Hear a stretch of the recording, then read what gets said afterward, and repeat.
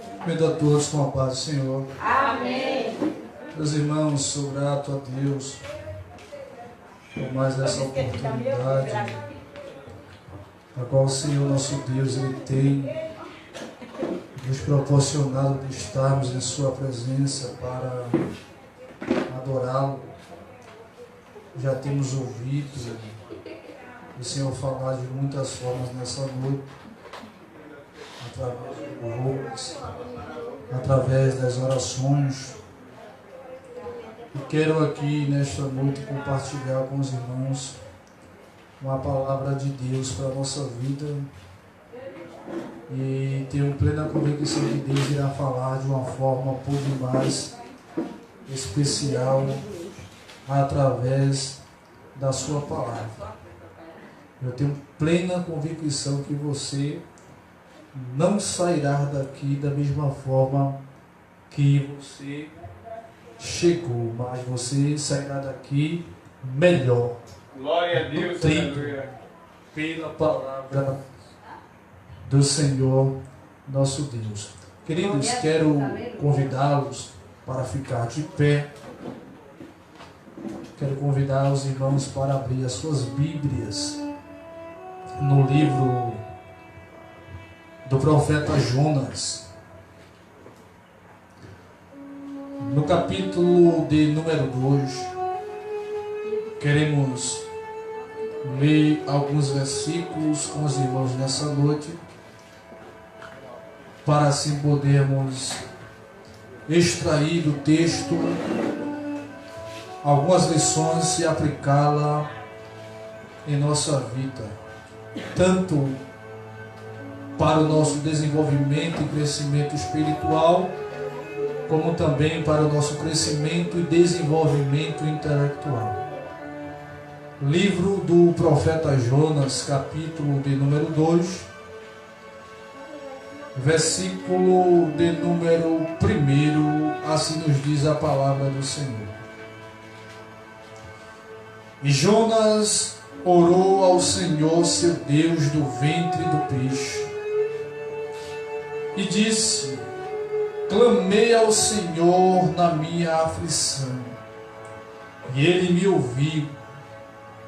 Do ventre do inferno clamei, e Tu ouviste a minha voz.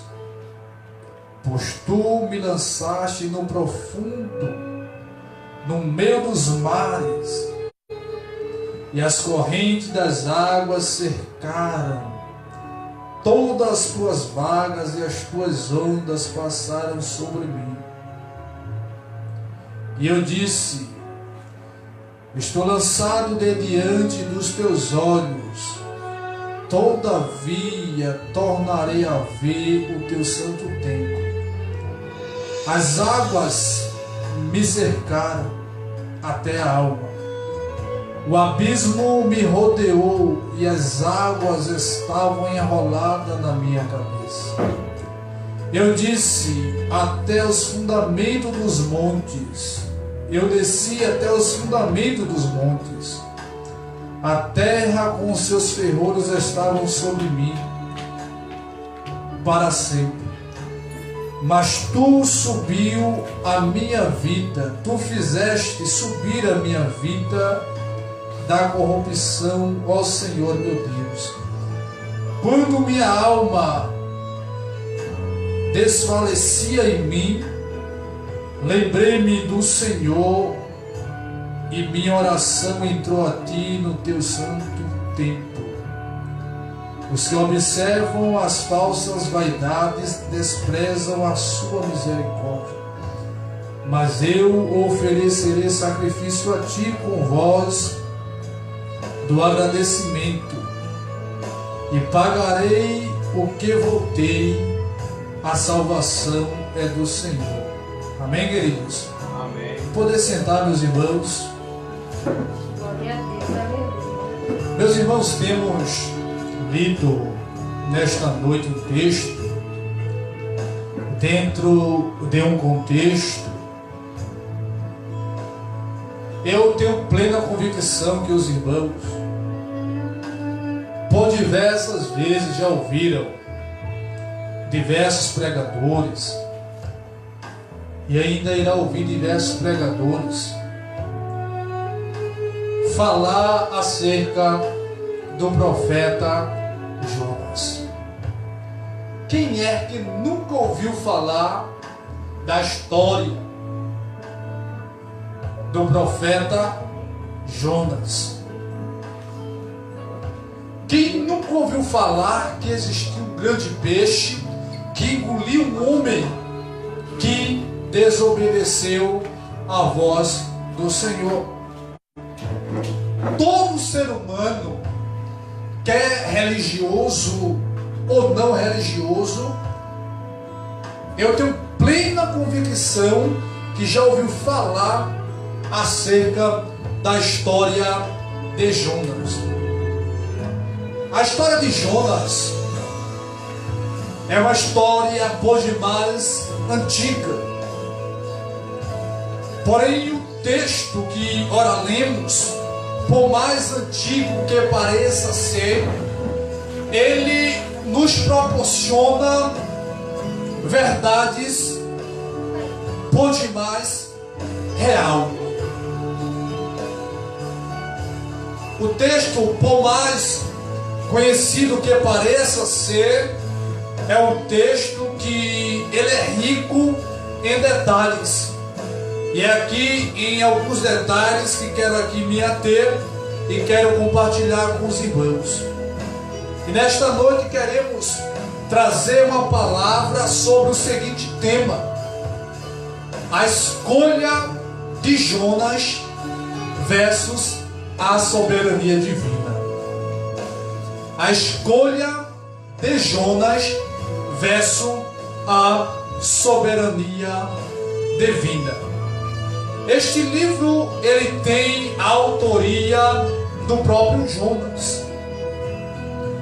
Ele está datado por volta do ano 760 a.C. E o tema deste livro eu achei bastante interessante. O tema do livro de Jonas é a magnitude da misericórdia salvífica de Deus. A gente vê dentro desses 4 capítulos o amor, a bondade e a misericórdia de Deus em ação, de uma forma por demais extraordinária. Queridos, nós, seres humanos, somos dotados, e Deus, Ele nos proporcionou o direito de escolher o bem e escolher o mal, de escolher o certo e de escolher o errado. E vale salientar que a vida, ela é baseada em escolhas. Tudo que fazemos em nossa vida é baseada em escolhas. Se estamos aqui nesta noite, nesse culto de doutrina, é porque fizemos uma escolha. Em vez de ficar em casa, escolhemos vir para a igreja, para adorar, para aprender mais de Deus. Glória a Deus, aleluia. Você acorda pela manhã e você escolhe a roupa que você quer vestir. Você escolhe a percata para as mulheres, você escolhe o sapato para os homens que você quer calçar. Você senta na sua mesa para tomar o seu café da manhã e você vai escolher a comida que você quer comer. Você vai para o trabalho, você vai para a escola e você vai escolher as pessoas que você quer se relacionar. Porque a vida é baseada em escolha. A vida é baseada em decisões Queridos, dentro desse texto, eu vejo também dentro do mesmo um assunto que é debatido, um assunto que é discutido aproximadamente 1500 anos atrás. E o que me chama a atenção é que nunca chegou a um consenso, que é a questão do livre-arbítrio do homem. Porque alguns dizem que o homem perdeu o livre-arbítrio. Alguns dizem que o homem tem livre-arbítrio. Outros defendem uma posição e dizem que não tem o livre-arbítrio. E o que é que a Bíblia diz acerca disso? Qual é a minha posição acerca deste assunto? Queridos, quando Deus criou o primeiro homem, Adão, Deus o capacitou de uma inteligência por demais extraordinária. Se você observar, todo animal que existe, todo nome que foi dado a cada animal foi dado por Adão. Deus criou o homem santo, puro, pleno em todos os conceitos, em todas as etapas de sua vida. Deus, depois de criar o homem, depois de dar inteligência ao homem, Deus chega para o homem a qual foi criado. Deus chega para Adão e começa agora a entrar em um diálogo entre Deus e entre Adão, entre Adão e Deus. E Deus vai dizer para Adão: Adão, você está livre, Adão, para comer de tudo que há aqui dentro do jardim. Porém, Adão, eu quero te privar. É uma questão, Adão, de obediência entre a minha pessoa como Deus Criador e entre você como a minha criatura. Adão, existe dentro do jardim uma árvore. Esta árvore, ela dá conhecimento ao homem do que é bem e dá conhecimento ao homem daquilo que é mal. Adão, eu quero que você não se aproxime desta árvore, nem tampouco toque no seu fruto. Queridos, era uma questão de obediência. Irmão Gilson, qual é a sua posição acerca deste assunto? O Senhor está do lado daqueles que defendem que o homem tem livre-arbítrio? Ou o Senhor está do lado daqueles que defendem que o homem perdeu e não tem o livre-arbítrio? Eu quero compartilhar com os irmãos qual é a minha posição mediante a Escritura Sagrada. Mediante aquilo que tenho lido e mediante aquilo que tenho aprendido durante 17 anos a qual há estudo, eu entendo que Deus deu sim livre-arbítrio ao homem. E o que é livre-arbítrio, irmão Gilson? Livre-arbítrio é direito de escolha. Nós temos o direito de fazer as nossas próprias escolhas. Porém, pasme, o que não temos é a oportunidade para medir as consequências dela, pois isso não está em nosso poder. A escolha quem faz é você, mas a consequência da tua escolha não depende de você, depende exclusivamente de Deus. Bendito seja o nome do Senhor, nosso Deus. Glória a Deus.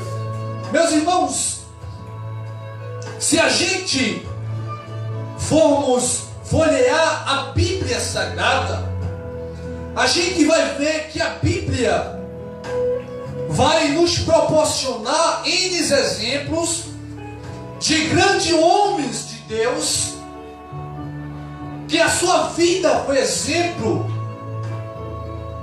que a sua história marcou e até hoje marca a nossa história de uma forma por demais extraordinária. A gente observa grandes homens que tiveram ministérios, que tiveram reinados extraordinários, que ia bem, e era só continuar bem. Você vê um homem a qual Deus o escolhe do meio dos seus irmãos e faz deste homem um grande rei, um dos maiores que a história já conheceu, que é o rei Davi. Davi venceu as guerras de Deus. Davi exterminou todos os seus inimigos. Vale salientar que o seu filho Salomão, ele teve um reinado de paz. Teve, porque o seu pai venceu todas as guerras antes dele. E quando ele assumiu o trono, o reino estava em paz, porque todos os inimigos tinham sido exterminados. Ia tudo bem na vida de Davi. Davi ia bem, era só continuar bem. Mas Davi achou por bem, no meio do caminho, fazer uma escolha que não era a escolha de Deus para a sua vida. Davi vê Betseba ou Betsabá, como assim alguns queiram mencionar, banhando-se. E a Bíblia nos diz que somos atraídos, que somos engordados pelaquilo que vemos. Davi viu a mulher banhando-se e a desejou. Sabemos que através desta escolha de Davi, ele cometeu outro deslize. Cometeu um adultério e logo em seguida cometeu um homicídio. Davi, ele também fez uma escolha. E tudo, queridos, parecia bem. A mulher engravida. A gente sabe a história que o menino morre. Davi invocou toda a sua autoridade de rei. Davi invocou toda a sua autoridade como homem de Deus. Porém nada adiantou, o menino morreu. Passaram-se alguns anos e tudo parecia que estava bem. Segundo alguns estudiosos, eles dizem que passou aproximadamente 3 anos para Deus enviar o profeta Natã ir ao encontro de Davi e o repreender. Queridos, precisou de uma intervenção divina. Deus precisou cercar Davi. Deus precisou enviar que um profeta fosse lá para confrontar Davi,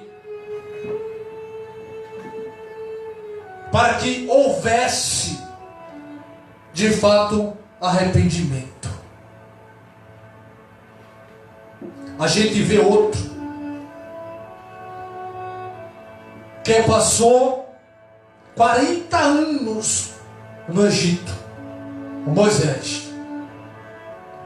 Moisés, ele foi instruído em toda a sabedoria. Moisés foi instruído em toda a ciência egípcia. Flávio Joséfo, historiador judeu, naturalizado romano, ele vai dizer que através de Moisés, Deus deu vitória aos egípcios através da Núbia. E quando ele retornou da guerra, ele foi ovacionado pela nação egípcia, aonde foi constituído de príncipe. E segundo Flávio Joséfo, Moisés era um dos sucessores ao trono. Mas esta não era a vontade de Deus para a vida de Moisés. Moisés, se você observar, ele descobre que é hebreu. Ele se recusa de ser chamado filho da filha de Faraó.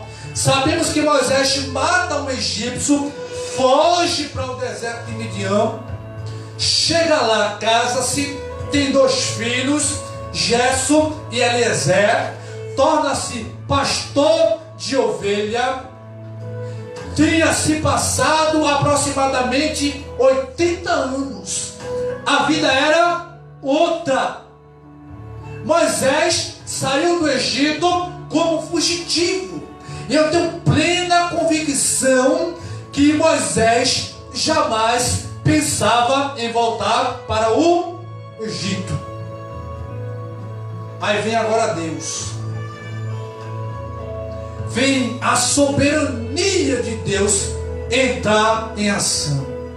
Deus se revela a Moisés por meio da sarça que ardia, que não se consumia.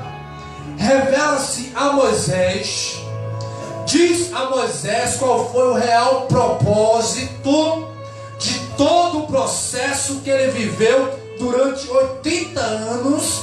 Revela qual de fato era o propósito para a vida de Moisés. E através daquele diálogo entre Deus e Moisés, entre Moisés e Deus, o que prevaleceu no monte foi a soberania de Deus. Moisés quis questionar, Moisés quis retroceder, Moisés quis se esquivar, mas através daquele diálogo entre Deus e Moisés, o que prevaleceu foi a soberania de Deus sobre a vida de Moisés. E aqui, no capítulo que ora lemos, capítulo 2 do livro do profeta Jonas, profeta este que é filho de Abitai, natural de Gad e Éfer, e é o 5º na categoria dos 12 profetas menores. Dos 12 profetas menores, Jonas é o 5º profeta. Seu nome em hebraico é Ioná, que significa pomba. Pomba tem uma facilidade, né, para voar. Eu acho que tem uma certa semelhança com o profeta. A Bíblia vai dizer no capítulo de número 1 que Deus se revela ao profeta Jonas. Pede para que ele vá a Nínive, a grande cidade de Nínive, e clame contra ela, porque Deus viu que a maldade dos ninivitas tinha se elevado. A corrupção, a criminalidade, a malícia, a perversidade que existia nos corações daqueles homens tinha se elevado de uma forma extraordinária e terrível, ao ponto de Deus ter que tomar agora uma atitude de destruir aquela cidade. E o que me chama a atenção dentro do texto bíblico, entre tantos detalhes que existe, é que o próprio Deus vai dizer e vai classificar que aquela cidade é uma cidade grande. O próprio Deus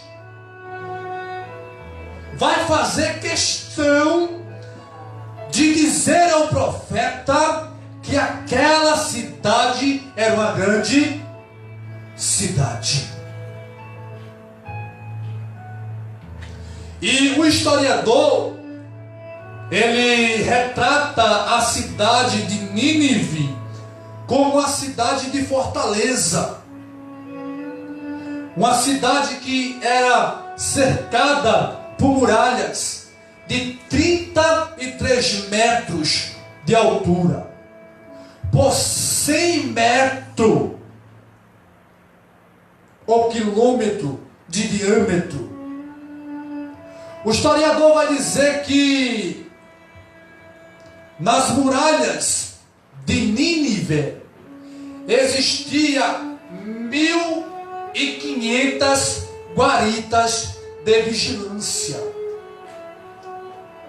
A cidade de Nínive era uma cidade fortaleza. Era uma cidade que eu tenho plena convicção que eles achavam que era uma cidade indestrutível. Uma cidade naquela época que tinha muros, e muros altos.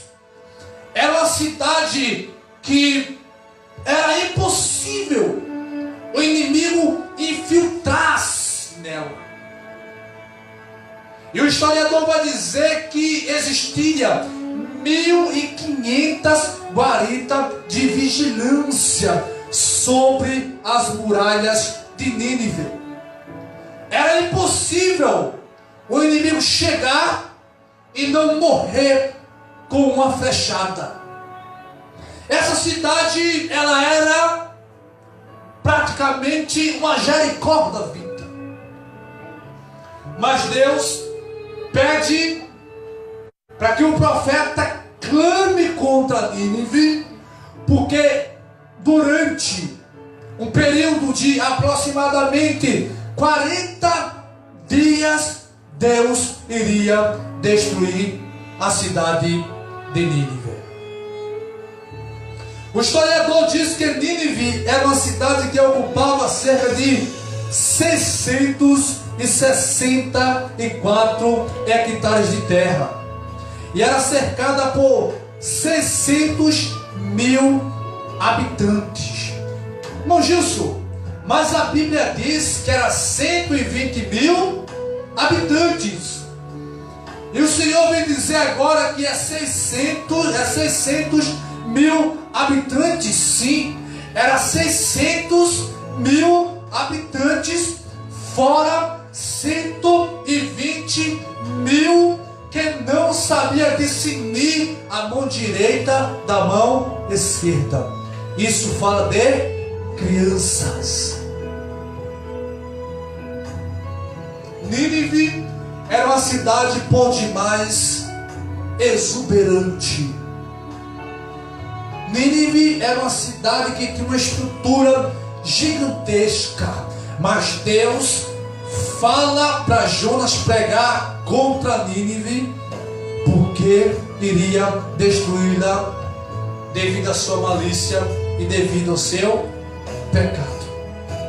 Porém, a Bíblia vai dizer que Jonas, em vez de ir para Nínive, Jonas vai levantar-se e vai fugir. Isso é livre-arbítrio. Isso é direito de escolha.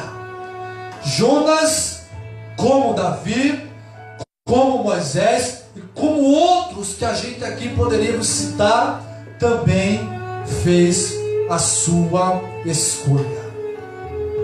Escolha essa que não era a escolha de Deus. Queridos, o que eu acho interessante dentro desse texto é que Deus conhece o coração do homem. O salmista, ele diz que antes que saia uma palavra da nossa boca, ele tudo conhece. Ele conhece o nosso deitar, ele conhece o nosso levantar, ele conhece o que está passando sobre cada mente aqui nesta noite. Ele sonda e conhece o nosso coração. E o que eu acho interessante é que Deus conhecia os pensamentos, as intenções do coração de Jonas, mas em nenhum momento o Senhor interviu. O Senhor poderia intervir, o Senhor poderia ter evitado, mas o Senhor não fez. Porque Deus nos dotou de decisões. Deus, Ele nos mostra o caminho, Ele nos ensina a rota, Ele nos orienta. Mas o caminho quem tem que trilhar é você. Ele está do teu lado, tirando os espinhos, livrando você no meio do caminho. Mas você tem que trilhar o caminho. Você é que tem que fazer a decisão. Pode observar que Jesus sempre impôs condições. Jesus escrevendo, se expressando no caso, perdão, no Evangelho segundo escreveu Mateus, no capítulo de número 16 e versículo de número 24, se não me foge a memória, ele vai dizer o seguinte: se alguém quer, isso é uma condição, se alguém quer vir após mim, uma condição, aí ele vai para outra: renuncie a si mesmo, outra condição, tome sobre si a sua cruz e siga-me. Apocalipse capítulo 3, versículo de número 20, a Bíblia vai dizer o seguinte: eis que eu estou à porta aí, bato. Condição: se alguém ouvir a minha voz, outra condição, e abrir a porta, outra condição, aí sim eu entrarei em sua casa, cearei com ele e ele comigo. Certa feita Deus se revela à congregação e diz: eis que eu ponho hoje diante de vós dois caminhos, o caminho da morte e o caminho da vida. Condições, direito de você fazer a sua escolha. Aí Deus vai orientar: porém, escolhei o caminho da vida, para que vivais tu e a tua casa. Glória a Deus. Amém. Bendito seja o nome do Senhor nosso Deus para todo sempre. A Bíblia vai dizer que Jonas automaticamente ele se levanta para fugir da face do Senhor. Desce para Jope, chegando lá acha um navio, paga a sua passagem. Queridos, isso indica que o profeta Jonas, ele tinha condição financeira. Por quê? Porque ninguém pode fazer uma viagem em cima da hora se não tiver reserva, se não tiver condição. Se alguém chegar para você e dizer: vamos agora neste momento para Rio de Janeiro, você vai ficar um pouco, vai se sentir meio que apertado, sem ter sido abraçado. Por quê? Porque você não planejou aquilo, não houve planejamento. Aquilo estava fora da sua perspectiva. Jonas automaticamente foge, acha o navio e paga a sua passagem. E em nenhum momento Deus interviu. Queridos, se você folhear a sua Bíblia do Gênesis ao Apocalipse, você vai ver que Deus sempre deu ao homem o direito de escolher o caminho que ele quer seguir, porém sempre orientando ao homem o caminho certo, porque o único caminho que conduz o homem a Deus é Jesus. Jesus, ele é o único caminho que pode nos conduzir a Deus. Ele foi bem enfático ao relatar: eu sou o caminho. Em Atos, no capítulo de número 4 e no versículo de número 12, a Bíblia diz que em nenhum outro há salvação, porque também debaixo do céu nenhum outro nome há, dado entre os homens, pelo qual devemos ser salvos. O único caminho é Jesus Cristo. Não existe outro caminho que possa conduzir o homem a Deus. E o que eu acho também interessante, em tantos detalhes dentro do texto, é que Jonas, ele não era o único profeta da época. Segundo alguns estudiosos, eles vão dizer que contemporâneo de Jonas era Amós. Queridos, Deus, conhecendo o coração de Jonas, conhecendo a mente de Jonas, sabendo que Jonas iria fugir, Deus poderia ter escolhido Amós. Isso é lógico. Mas o que me chama a atenção é que Deus, mesmo conhecendo Jonas, Deus mesmo sabendo que Jonas não queria ir, mas Deus queria Jonas. Queridos, aquilo que é para você fazer, é você que tem que fazer. A responsabilidade que Deus botou sobre a sua vida é sua. A cada um Deus deu uma cruz. A cada um Deus deu uma responsabilidade. A minha responsabilidade não é a tua responsabilidade não é a minha. Aquilo que Deus confiou a você é você. Aquilo que Deus confiou a mim é a minha pessoa. Glória a Deus. Deus poderia ter escolhido Amós, poderia, mas Deus queria Jonas.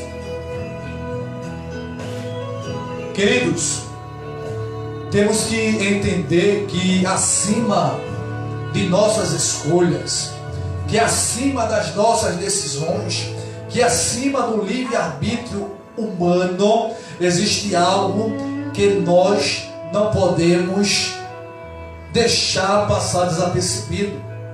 Chama-se soberania divina. E as pessoas estão esquecendo que dentro da soberania de Deus, Deus faz o que Ele quer. Mas, irmão Gilson, a Bíblia diz que Deus não é um homem para que minta. Deus não é filho do homem para que se arrependa. Será que Ele diria algo e não falaria? Será que Ele falaria e não cumpriria? Queridos, realmente Deus não é homem para que minta, nem filho do homem para que se arrependa. Deus fala e Deus cumpre. Mas temos que entender que na soberania dele, Ele faz o que Ele quer. Deus pode te prometer algo agora, mas se Ele achar por bem de levar agora, Ele leva, sem cumprir nada, porque Ele faz o que Ele quer. E as pessoas esquecem desses detalhes. Segundo a lei, Davi de Meli era para ser arrastado e morto apedrejado. Mas Deus, para deixar Davi vivo, Deus transpassou a sua própria lei. E quem é eu para dizer que Deus está errado? Deus faz o que Ele quer. Oh, glória a Deus, aleluia. Temos que entender que dentro de nossas escolhas e a soberania de Deus, o que vai contar é a soberania do Eterno. Você pode até se espernear, você pode até argumentar, não tem bronca não. Você pode argumentar, Jesus, eu quero assim, tudo bem. Se a sua vontade estiver dentro da vontade soberana dele, aleluia, irá acontecer da forma que você espera que aconteça. Mas se estiver fora da vontade soberana de Deus, o que irá contar é a vontade dele na nossa vida. Glória a Deus, aleluia. E não adianta, irmãos, querer medir força contra Deus, porque é perder tempo. Medir força com Deus é perder tempo. Você pode até ir, talvez até longe, enquanto a sua decisão não invadir o âmbito da soberania divina. Mas se chegar a invadir, agora é com o Eterno. Tudo estava bem. Jonas compra a passagem, Jonas vai, desce para o navio e começa agora a dormir. A Bíblia vai dizer que ele estava dormindo um profundo sono. Era um profundo sono, queridos. Não é aquele sono que as telhas mexem e você acorda, não. Ele estava dormindo um profundo sono. Eu tenho plena convicção que o profeta estava até sonhando. E a Bíblia vai dizer que levantou-se ali um forte vento. Surgiu ali, permitida por Deus, uma situação adversa. E se você observar o texto bíblico, os marinheiros entenderam que aquela situação não era algo comum. Eles se viram numa situação terrível. Eles se viram numa situação que nunca eles tinham visto antes. A Bíblia diz que o barco estava ao ponto de torar no meio. E a Bíblia diz que eles começam agora a lançar as cargas no mar para aliviar o navio. Eles fazem tudo o que estava ao seu alcance, porém nada adiantou. A Bíblia diz que cada um começou agora a invocar o seu Deus, mas a situação, em vez de melhorar, só piorava. E Jonas dormindo.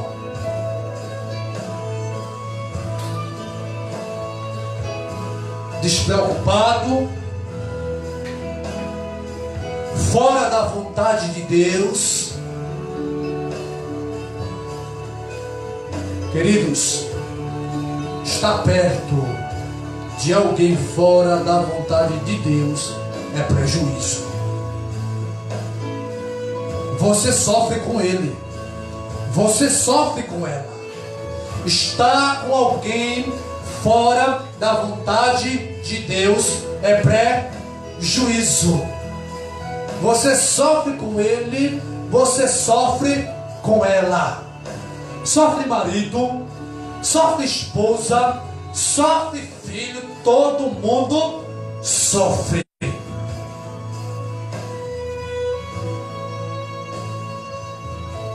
E eu falo isso com propriedade e ousadia. Se Jonas não se rendesse, Deus matava todo mundo ali, irmãos. Irmão Gilson, Deus mata. Ele faz a chaga, Ele mesmo a liga. As suas mãos cura, as suas mãos ferem. Ele dá a vida e tem poder para fazer tomá-la. Deus faz o que Ele quer dentro da sua vontade soberana.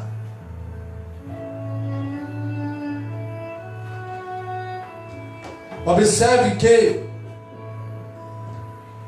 quando o chefe do navio encontra Jonas, ele acorda o profeta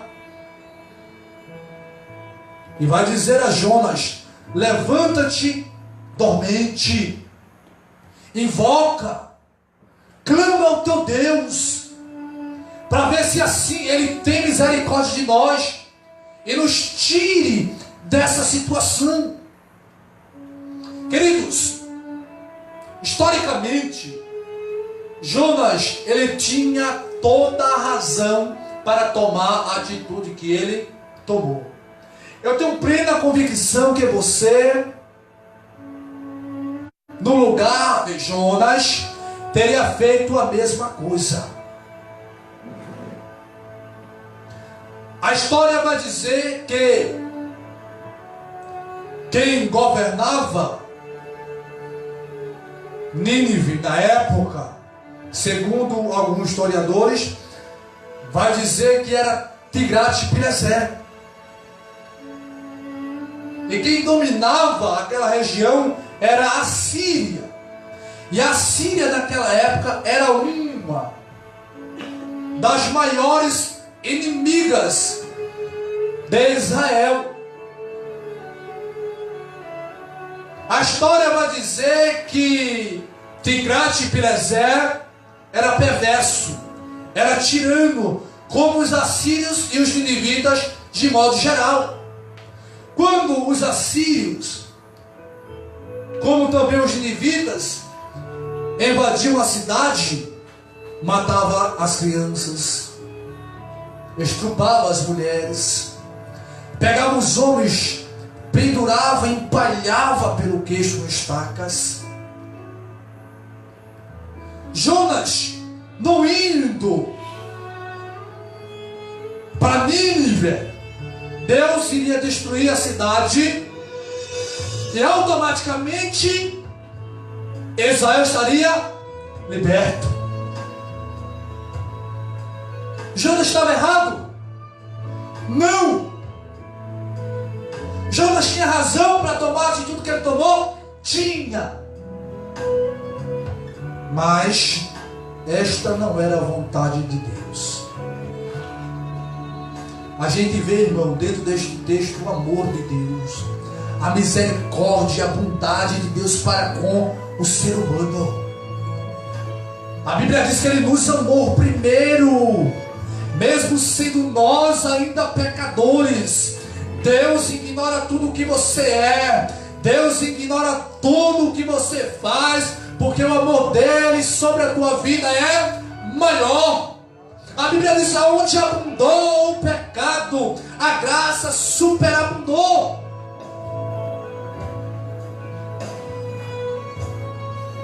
E Jonas não entendia isso. Queridos, os seres humanos querem ser melhor que Deus.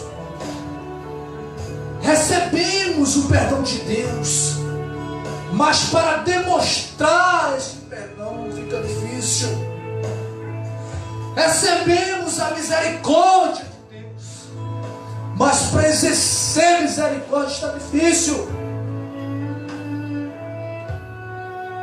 Fomos perdoados, mas não queremos perdoar.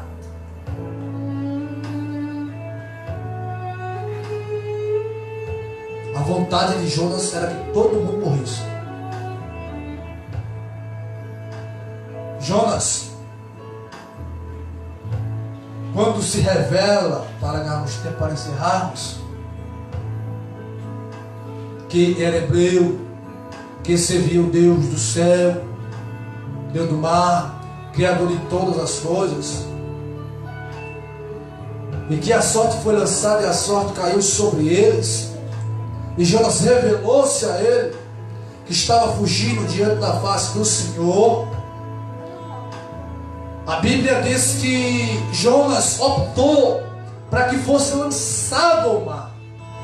Mas a Bíblia vai dizer que após Jonas falar isto, eles tentaram, queridos, remar contra o mar. Eles tentaram chegar à terra seca. Eles tentaram livrar Jonas.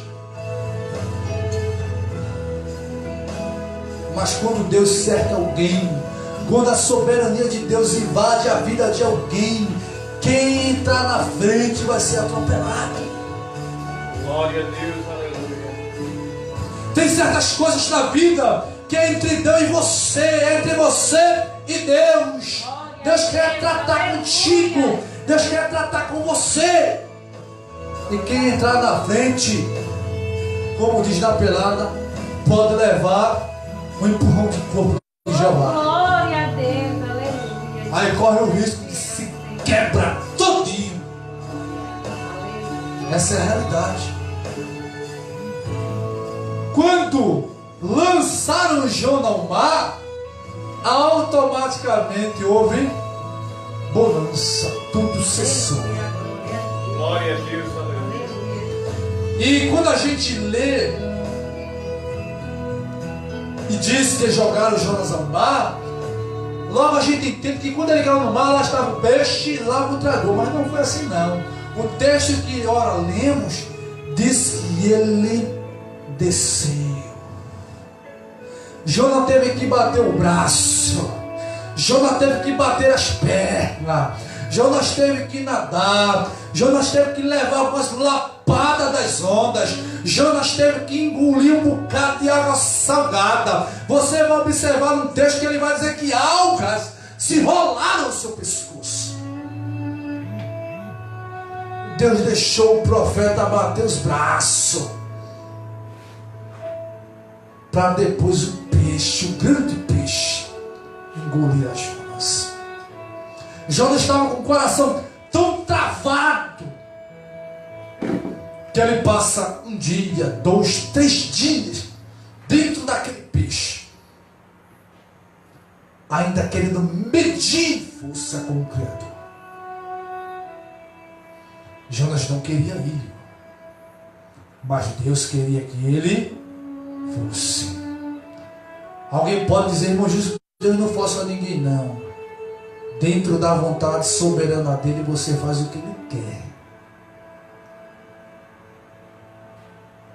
Não tem, irmãos, onde correr.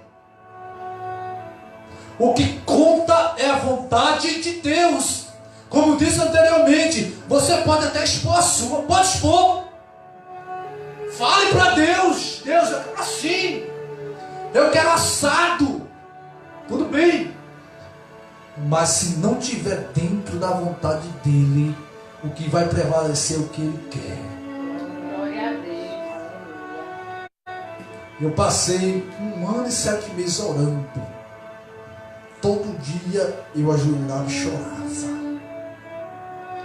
Foi uma época da minha vida que eu mais orei na minha vida e mais senti Deus. 1 ano e 7 meses. Orando para Deus curar minha esposa do câncer. 20 anos de idade. 3 anos de casado. 1 ano e 7 meses. Invoquei tudo aquilo que eu aprendi dentro da teologia, nas minhas orações. Eu folheava a Bíblia para Deus como se Deus nunca conhecesse Bíblia. Ele é a própria palavra. Eu exponho diante dele todos os meus argumentos e pregava todo dia que Deus curava, que Deus fazia um milagre, e via ele fazer na vida de muitos, mas não via ele fazer na minha vida. Porque em 2009 o que prevaleceu foi a soberania de Deus na minha vida. Infelizmente eu tive que aceitar. E vale salientar que não se serve a Deus na lógica, irmãos. Porque se for para servir na lógica, o primeiro que não estaria aqui seria eu. Porque eu era crente. Pregava sua palavra de segunda a domingo. No sol e na chuva. Então, dentro dessa perspectiva, não era para passar por essa situação. Mas o que prevaleceu foi a vontade soberana de Deus na minha vida. Eu tive que passar. Se você observar para encerrarmos, Jonas ora, o peixe vomita Jonas. Jonas começa agora a entrar em Nínive. A cidade era 3 dias de caminho. Jonas entra no primeiro dia, pregando que Nínive há 40 dias seria destruída. A pregação do profeta foi tão impactante que todo mundo se arrependeu. Glória a Deus. Houve uma conversão terrível. Houve uma mobilização tão extraordinária que até os animais se vestiram de panos de saco e jejuaram.